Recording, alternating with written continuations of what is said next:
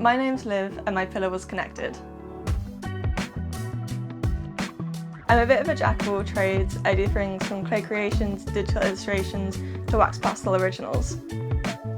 My pillar's connected, and I see connected as people and places, and that's what I've tried to bring into my work, trying to show off the areas in Cardiff and all the different cool things and creative things that go on.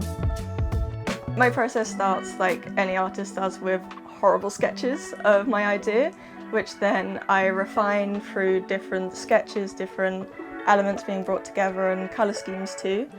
And then I've taken each of those elements and brought them into their own illustrations, which I'll then bring together at the end of the project.